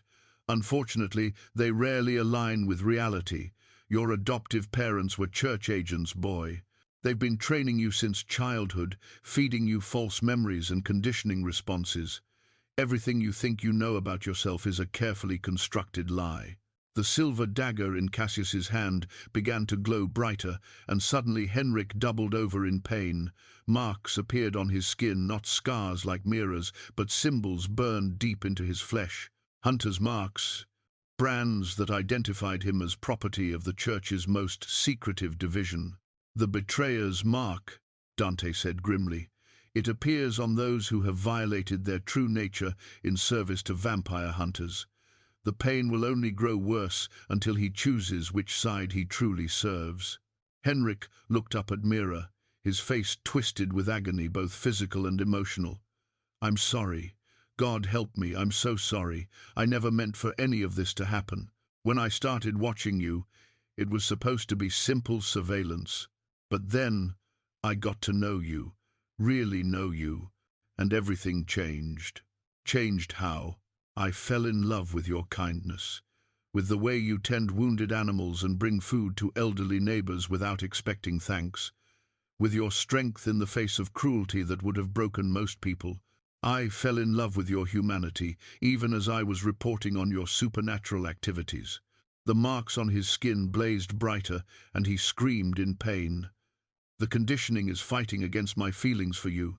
They programmed me to see vampires as monsters, but I can't see you that way. I can't reconcile what they taught me with what I know in my heart." Mira felt tears streaming down her cheeks, though she couldn't tell if they were from grief or rage or something more complex than either emotion. "So, what now? Do you choose your programming or your heart?" "I choose you," Henrik said without hesitation. "Whatever I was made to be, whatever purpose I was designed to serve, I choose you, even if it kills me." The betrayer's mark flared one final time, then began to fade. The silver light in Henrik's eyes dimmed, and his enhanced features returned to their familiar human appearance. But the cost was visible in every line of his face. He looked exhausted, aged, as if the rejection of his conditioning had drained years from his life. "Fascinating," Cassius murmured. "I've never seen a hunter successfully reject their core programming before. The church will be most disappointed to learn their latest experiment has failed so spectacularly." "Henrik," Mira said softly, "look at me." He raised his gaze to meet hers, and she saw nothing but love and regret and desperate hope for forgiveness. "I forgive you," she said simply. "I don't understand all of this, and I don't know if I can ever trust you completely again, but I forgive you." The relief that flooded his features was heartbreaking in its intensity. "Thank you.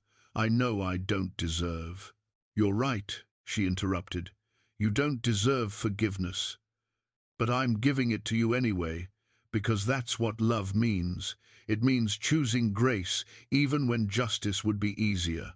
Around them, the villagers watched this exchange with growing unease.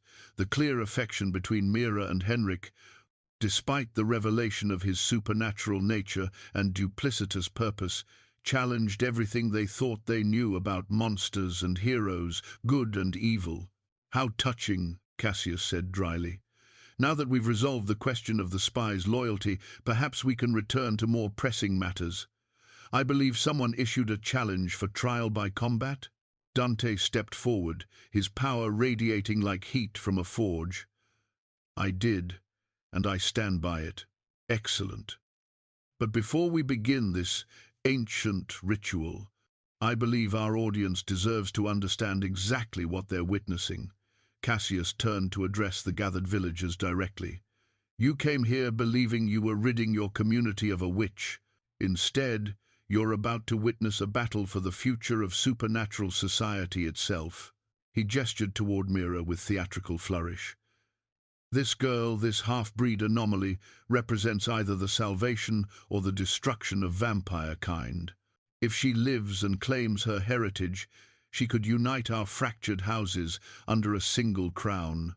She could end centuries of shadow wars and bring peace between our worlds." "And if she dies?" Father Benedict asked, his voice barely steady. "Then the old ways continue. Vampires remain hidden, humans remain ignorant, and the careful balance that has preserved both our species continues unchanged." Cassius's smile was sharp as winter ice. "Some would say that's the preferable outcome. But not you," Mira asked. "Oh, child, I devoutly hope for your destruction. You represent change, and change is the enemy of those who hold power in the current order. Your mother learned that lesson too late. I pray you'll be wiser." The blood chalice in his hands began to sing again, its otherworldly music filling the church with harmonies that seemed to bypass the ears and resonate directly in the soul. Whatever was coming, whatever trial lay ahead, Mira understood that this moment would determine not just her fate, but the future of countless others. She looked at Dante, standing ready to fight for her survival. At Henrik, prepared to stand by her despite the pain it caused him. At Cordelia, whose motivations remained mysterious, but whose knowledge clearly ran deeper than anyone suspected. And she realized that ready or not, trained or not, worthy or not, she was about to discover exactly what it meant to be the last daughter of the House of Shadows. The ancient ritual of trial by combat had not been invoked in vampire society for over 3 centuries. As Cassius and Dante prepared for battle, the very air within the church seemed to thicken with the weight of supernatural lore older than recorded history. The villagers pressed themselves against the walls, instinctively understanding that they were about to witness something that transcended their mortal comprehension. But it was Cordelia who stepped forward with an object that changed everything. "Before this combat begins," she announced, her voice carrying an authority that made even Cassius pause, "there are traditions that must be observed." From beneath her cloak, she withdrew a sword unlike any Mira had ever seen. The blade gleamed with its own inner fire, silver and gold flames dancing along its edge without consuming the metal. Ancient runes covered the fuller, their meaning shifting and changing as she watched. The crossguard curved like wings, and the pommel held a gem that pulsed with the rhythm of a heartbeat. "The Phoenix Blade," Dante breathed, his eyes wide with recognition. "But that's impossible. It was lost when the old kingdom fell." "Nothing is ever truly lost," Cordelia replied, "merely hidden until the time comes for its return." She turned to face Mira directly. "This blade can only be wielded by one of pure vampire royal blood. It was forged for Elena's ancestor, the first queen of the House of Shadows, and it has waited 7 centuries for her heir." Cassius's composure cracked for the first time since his arrival. "You cannot be serious. The girl is untrained, unworthy." "The blade will be the judge of her worthiness," Cordelia interrupted. "According to the ancient laws you yourself invoked, the challenged party has the right to name their weapon. I name the Phoenix Blade on behalf of Mira Ashworth, and if she cannot wield it, Then she faces you unarmed, as is her right as one of royal blood facing a peer in combat. Cordelia's smile was sharp as winter ice.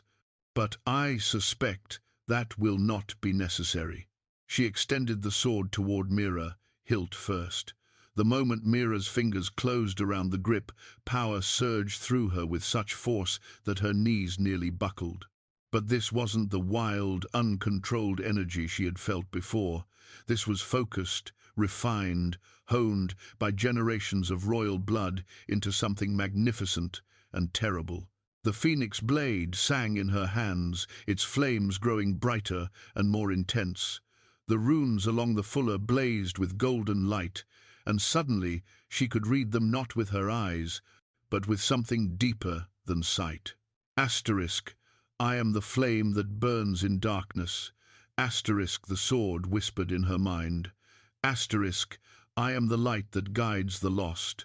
I am the justice that cannot be denied. Asterisk, magnificent, Dante said softly. You were born for this, Mira, born to wield that blade, to claim your throne, to unite our fractured people. But Cassius was already moving, his own weapon materializing in his hands, a blade of pure darkness that seemed to devour light rather than reflect it. The two swords recognized each other as ancient enemies, fire and shadow, creation and destruction, hope and despair. Enough ceremony, Cassius snarled. Let us finish this farce.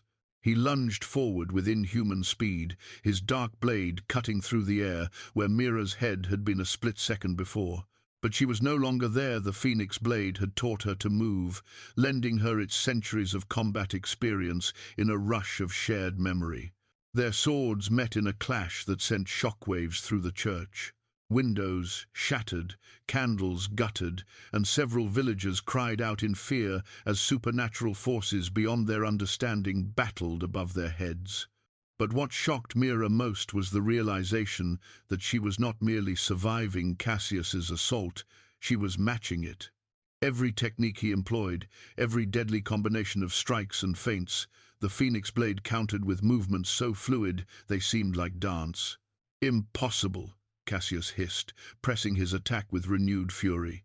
You've had no training, no preparation. She has had 7 centuries of preparation, Cordelia called from the sidelines. Every queen who ever wielded that blade left part of herself within its steel. Elena's daughter fights not alone, but with the strength and skill of every royal ancestor who came before her. The truth of those words became clear as the battle intensified. Mira could feel them ghostly presences that guided her blade, whispered tactics in her ear, lent her their accumulated wisdom. Her mother's voice was strongest among them, offering encouragement and love, even from beyond death. But it was another presence that surprised her most, a male voice, deep and familiar, that spoke with Henric's accent. Asterisk, fight well, my queen. Asterisk, it said. Asterisk. Some chains can only be broken in battle. Asterisk. She glanced toward Henrik, who stood transfixed by the supernatural combat unfolding before him. His silver eyes were glowing again, and she realized that somehow, some way, he was lending her his strength across the mystical connection their shared feelings had forged. Cassius noticed the moment of divided attention and pressed his advantage, his shadow blade carving a line of pain across her ribs. Dark energy from the wound tried to spread through her system, but the phoenix blade's fire burned it away before it could take hold. You cannot win, child, Cassius taunted as they circled each other. I have fought for over 1,000 years. I have ended bloodlines and toppled kingdoms. What are you but a frightened girl playing with powers beyond her comprehension? I am my mother's daughter, Mira replied, her voice carrying new confidence. I am the heir to the House of Shadows, and I am done being afraid. She pressed forward with an attack that caught Cassius off guard. The phoenix blade moved like liquid light, carving patterns in the air that left trails of golden fire. For the first time since the combat began, the vampire lord was forced to retreat. But as they battled, Mira became aware of another danger. The church investigators were not idle observers. They were preparing something in the shadows, muttering incantations and drawing symbols on the stone floor with what looked like silver dust. "Dante!" she called, without taking her eyes off Cassius. "The humans, they're casting some kind of spell, a binding circle," Dante confirmed grimly, "designed to trap supernatural entities within its bounds. If they complete it, they won't," Henrik said suddenly. His voice had changed, becoming deeper and more resonant. The silver in his eyes blazed brighter as he stepped toward the investigators. "I know their methods. I know how to stop them." "Henrik." "No," Mira called. "It's too dangerous." But he was already moving, his enhanced speed carrying him across the church in heartbeats. The lead investigator looked up in surprise as Henrik's hand closed around his throat. "The conditioning is broken," Henrik said, his voice carrying harmonics that spoke of supernatural power fully awakened. "I choose my own side now." The silver dust scattered as Henrik disrupted the binding circle, its careful patterns dissolving into meaningless scribbles. The investigators tried to fight back, but they were merely human, facing a vampire hunter whose nature had been fully awakened by love and betrayal. "Touching," Cassius sneered, though sweat beaded his pale brow from the effort of matching Mira's increasingly confident swordwork. "The spy finds his true nature, but it changes nothing. Even if you defeat me, there are others. The old families will never accept a half-blood on the throne." "Then perhaps it's time for new families to rise," Mira replied, the phoenix blade growing brighter in her hands. "Perhaps it's time for rulers who understand both worlds instead of fearing them." Their blades met again, and this time it was Cassius who staggered back. The shadow sword in his hands flickered, its darkness wavering before the phoenix blade's inexorable light. Around them, the church had become something other than a place of worship. Power crackled through the air like lightning, ancient forces stirred to wakefulness, and in the center of it all, two figures danced, the deadliest ballet ever conceived, one fighting for the preservation of the old ways, the other for the promise of something new. But Mira was no longer thinking about politics or bloodlines or the future of supernatural society. She was thinking about her mother, who had sacrificed everything for love. About Henrik, who had chosen his heart over his conditioning.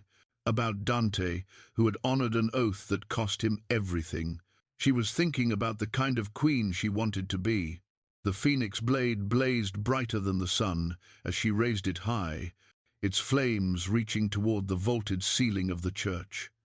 In that moment, she looked every inch the royal heir she was born to be, terrible and beautiful and utterly unstoppable. "Cassius Blackthorn," she said, her voice carrying across the sudden silence. "Lord of the Eastern Courts, keeper of the old ways, slayer of innocence, I am Mira Ashworth, last daughter of the House of Shadows, and I reject your vision of the future." The phoenix blade descended like the wrath of angels, its fire eager to cleanse the world of ancient sins. But Cassius had one final surprise, waiting a move so desperate and ruthless that it would change everything, regardless of who emerged victorious from their supernatural duel. As the blade fell toward his heart, he smiled with the satisfaction of someone who knew that victory and defeat were merely different faces of the same coin. "Then let us see," he whispered, "if your noble heart can bear the weight of the crown you claim. What happened next would be remembered by the survivors for the rest of their lives, the moment when the old world ended and something entirely new began." The phoenix blade's fire met something unexpected as it descended toward Cassius's heart. Not flesh, but a chain of impossible substance that seemed to be woven from moonlight and shadow. The mystical links wrapped around the sword's flames, not extinguishing them, but binding them to something else entirely. "The soul anchor!" Dante cried out in horror. "Cassius, you fool, that magic is forbidden for good reason." But it was too late. The ancient artifact, forged in the earliest days of vampire civilization, had already begun its work. The chain stretched between Cassius and Mira, connecting their life forces in ways that defied natural law. Whatever happened to one would now happen to the other, wound for wound, death for death. "Did you think I would come unprepared?" Cassius laughed, though blood now ran from the corner of his mouth where the phoenix blade's fire had touched him through their connection. "If I die, you die with me. If you kill me, you destroy yourself." The soul anchor ensures that this conflict ends only one way. Mira felt the mystical chain settling around her heart like a noose of starlight. The connection between them pulsed with unnatural energy, and she could feel Cassius's emotions bleeding through his rage, his fear, his desperate determination to preserve a world that was already dying. "There has to be another way," she said, lowering the phoenix blade despite every instinct screaming at her to finish what they had started. "There is no other way," Cassius replied. "There never was. The moment Elena chose to corrupt our bloodline with human weakness, this outcome became inevitable. One of us must die, and the soul anchor ensures we die together." Around them, the villagers watched in terrified silence as supernatural forces they could never hope to understand reshaped reality itself. The church had become a battleground between past and future, tradition and change, fear and hope. But Henrik was moving again, his silver eyes blazing with determination as he approached the mystical chain that bound the two combatants together. The marks on his skin, the hunter's brands that had identified him as church property, began to glow with their own inner light. "The soul anchor draws its power from the life forces it connects," he said, his voice carrying new understanding. "But vampire hunters are trained to disrupt such magic. Our silver blood can break enchantments that would be impossible for others to effect." "Henrik, no," Mira called. "If you touch that chain, it could kill you." "Perhaps," he agreed, "but it could also free you. And isn't that what love means? Choosing to risk everything for the person who matters most?"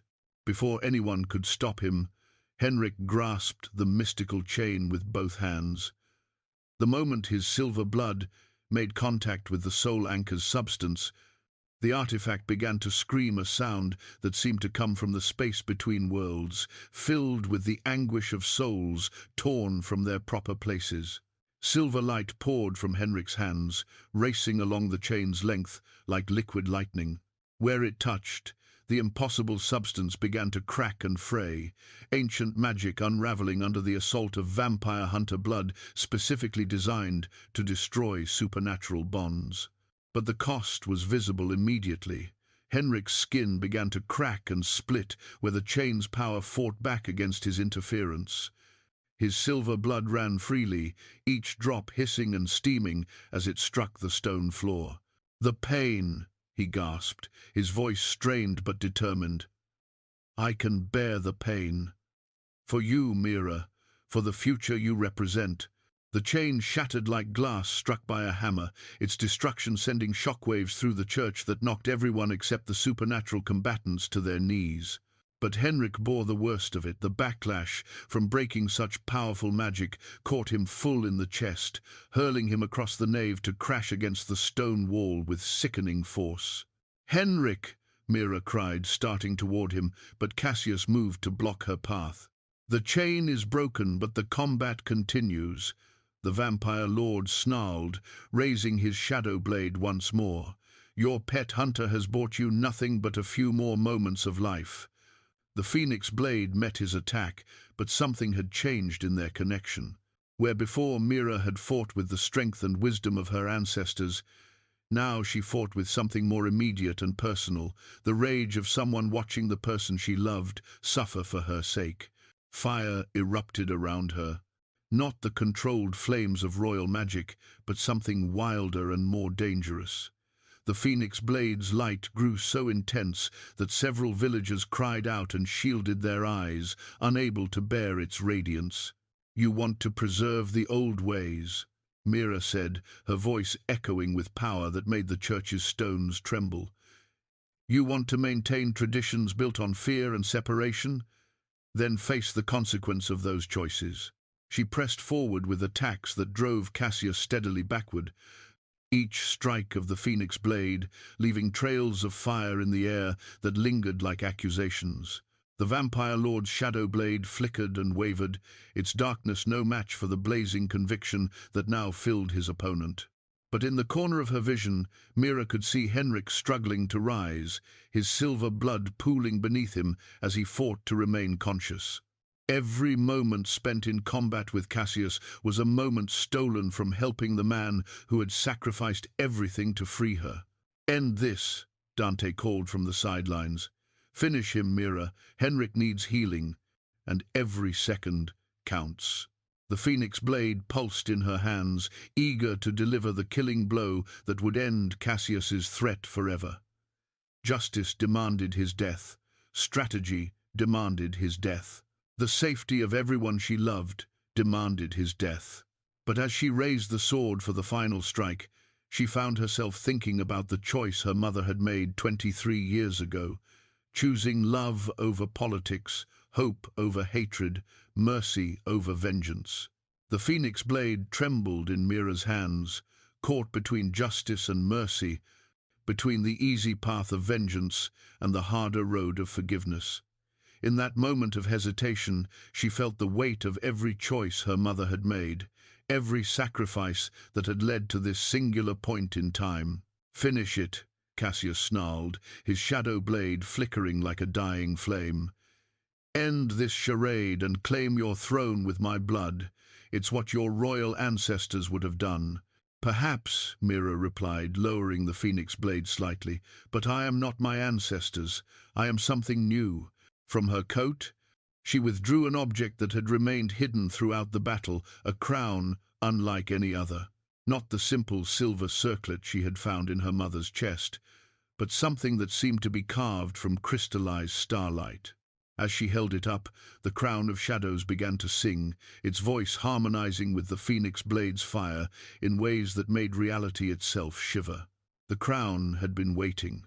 Not for a conqueror or a destroyer, but for someone who could bridge the gap between worlds, who could see past the hatred that had defined vampire politics for centuries.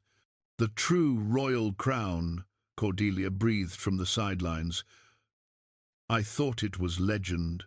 "Everything is legend," Mira said, "until someone makes it real." She placed the crown of shadows on her head, and the transformation was immediate. Her scars, which had appeared ugly and disfiguring for 22 years, blazed with silver and gold light, revealing their true nature as royal markings of the highest order. Her plain dress seemed to become robes of midnight blue, shot through with stars. And her eyes now held depths that spoke of wisdom beyond her years. The villagers gasped and fell to their knees, recognizing the divine authority that had always been hidden beneath the surface of the girl they had mocked and scorned. Even Father Benedict crossed himself repeatedly, his earlier condemnations forgotten in the face of obvious supernatural majesty. But it was Cassius who reacted most strongly to her transformation. His shadow blade guttered out entirely, its power unable to exist in the presence of such overwhelming royal authority. He, too, dropped to one knee, compelled by vampire law older than memory to show proper respect to one who had claimed the ancient crown. "Rise, Cassius Blackthorn," Mira commanded, her voice carrying harmonics that seemed to echo from the space between worlds. "You need not kneel before me, but you will hear my judgment." Cassius stood slowly, his face a mask of confusion and reluctant respect. "You could have killed me. Should have killed me. Why did you stay your hand?" "Because killing you would have made me exactly what you claimed. I was a destroyer of the old ways, a force of chaos unleashed upon our people. Instead, I choose to be something different." The phoenix blade's fire dimmed to a gentle glow as she sheathed it at her side. "I choose to be a bridge." "A bridge to what?" "To a future where vampires and humans coexist openly, where half-bloods like myself are not seen as abominations, but as living proof that love can transcend the boundaries of species, where the old feuds finally end because we choose understanding over fear." Cassius laughed bitterly. Noble words. But you underestimate the depth of the hatred between our kinds. Centuries of mistrust cannot be healed with pretty speeches. Then we'll heal it with actions, Mira replied. Starting now. She turned toward Henrik, who was struggling to sit up against the church wall, his silver blood still seeping from wounds that should have healed by now. The magical backlash from breaking the soul anchor had done more damage than any physical injury. It had disrupted the very essence of what he was, leaving him caught between human and supernatural, belonging fully to neither world. "Let me help," she said, kneeling beside him. "I'm not sure you can," Henrik whispered. "The magic that made me what I am, it's broken now. I can feel it unraveling. Then we'll weave something new," Mira said, placing her hands on his chest where the worst of the damage pulsed like a second heart. "Something that belongs to both worlds, just like I do." Power flowed from her into him, but not the wild energy of her earlier manifestations. This was controlled, purposeful, guided by love, and shaped by royal authority. The silver light in Henrik's eyes stabilized, no longer fighting against his human heritage, but embracing it. His wounds began to close, not healing to their previous state, but transforming into something entirely new. When she finished, Henrik looked up at her with eyes that held silver and brown in perfect harmony, vampire hunter and human baker existing in peaceful unity. "How do you feel?" she asked softly. "Complete," he replied. "For the first time in my life, I feel complete." Around them, the church had fallen silent, except for the crackle of dying flames and the whispered prayers of awed villagers. The crown of shadows hummed with quiet satisfaction, its ancient purpose finally fulfilled. "So," Cassius said, breaking the reverent hush, "what happens now, my queen?" Mira stood, helping Henrik to his feet as she faced the vampire lord who had sought her destruction. "Now we build something new, together. And if I refuse, if I continue to oppose your vision of the future, then you do so as a free vampire, not as my enemy." She smiled, and for the first time her scars seemed beautiful rather than disfiguring. "But I hope you'll choose differently. We have much work to do." The old world had ended in fire and transformation. What rose from its ashes would be something unprecedented, a realm where queens could love bakers, where monsters could choose compassion, and where the word different no longer meant dangerous. It would not be easy, but then the best futures never were. 6 months later, the village of Raven Hollow had become something unprecedented in the annals of human history, a place where the supernatural and mundane coexisted in harmony. The changes had come gradually, carefully, with Queen Mira's gentle guidance transforming fear into understanding, one conversation at a time.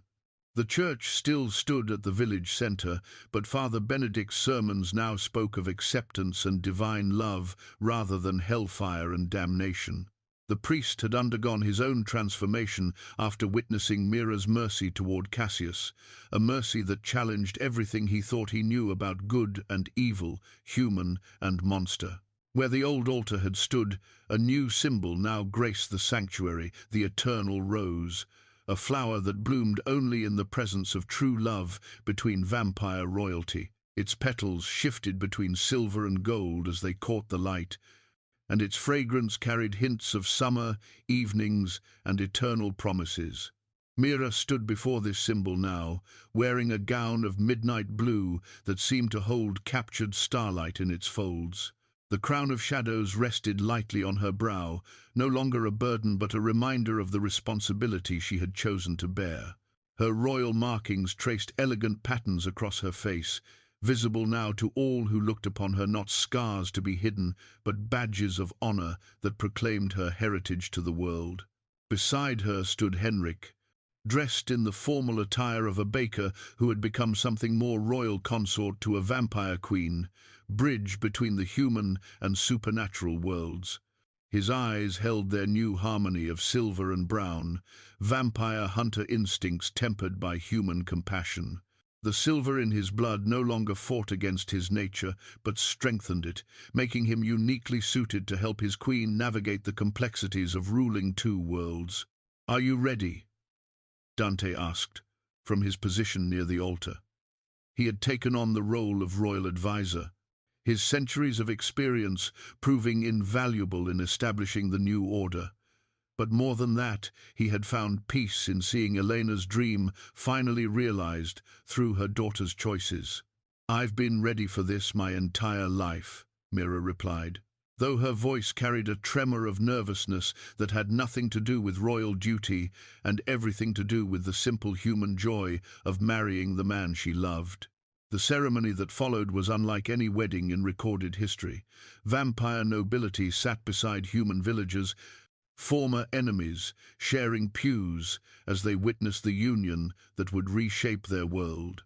Cordelia, whose mysterious loyalties had finally been revealed as a complex web of love, duty, and pragmatic politics, served as witness alongside old Thomas, the blacksmith representing the old guard and the new future in perfect balance.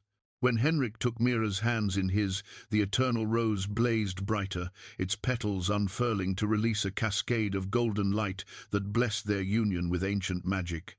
"I take you as my husband," Mira said, her words carrying the weight of royal decree. "Not just for love, though that is the foundation of everything we build together, but as a symbol to our people that different worlds can become one world, that understanding can triumph over fear." "And I take you as my wife?" Henrik replied, his voice steady despite the magnitude of the moment. "The woman who taught me that courage isn't the absence of fear, but the choice to love despite that fear. The queen who chose mercy over vengeance, hope over hatred." As they kissed, sealing their union before gods and mortals alike, the transformation of Raven Hollow was complete. What had begun as a plague-scarred village filled with superstition and cruelty had become a beacon of possibility, proof that love could indeed conquer the divisions that had seemed insurmountable. Cassius, who had remained in the village as Mira's guest rather than prisoner, watched the ceremony with an expression that mixed regret with grudging admiration. His opposition to her reign had crumbled not through force, but through observation, watching a half-blood queen rule with wisdom that pure-blood nobles had never achieved. "She was right," he murmured to Dante as the crowd erupted in celebration. "Change was inevitable. At least this way, we chose the direction rather than having it chosen for us." "Elena would be proud," Dante replied. "Her daughter has exceeded even her greatest hopes." The celebration that followed lasted well into the night, with vampire and human traditions blending into something entirely new. Children who had once thrown stones at Mira now brought her flowers, their innocent acceptance leading the way for their parents' slower transformations. The baker's ovens ran late into the evening, Henrik's adoptive family working alongside supernatural guests to feed a celebration that honored both worlds. But the most meaningful moment came near midnight, when Mira and Henrik slipped away from the festivities to visit a small cemetery at the village's edge. There, beneath a simple headstone marked "Elena, beloved mother," they placed the eternal rose as an offering to the woman whose sacrifice had made everything possible. "Do you think she would approve?" Henrik asked, taking his wife's hand as they stood in the moonlight. "I think she would be amazed," Mira replied. "She fled her world to give me a chance at a normal life. Instead, I've chosen to transform both worlds into something better than either was alone." As they walked back toward the village, where light and laughter spilled from every window, they could see the future spreading before them, not without challenges, but bright with possibility. There would be other vampire lords to convince, other human settlements to win over, countless diplomatic complexities to navigate. But they would face those challenges together, queen and consort, vampire and hunter, bridge builders in a world learning to see beauty in what had once been called monstrous. Behind them, the eternal rose continued to bloom in the darkness, its golden petals, a promise that some loves are strong enough to change the world, one choice, one moment, one act of courage at a time. The girl who had been called Scabface was gone forever. In her place stood a queen who had learned that true beauty comes not from perfect features, but from the perfect choice to love despite fear, to forgive despite injury, to hope despite every reason for despair. And in a village that had once feared the cursed girl in their midst, children now grew up believing that monsters and heroes were often the same person, seen from different angles in the light.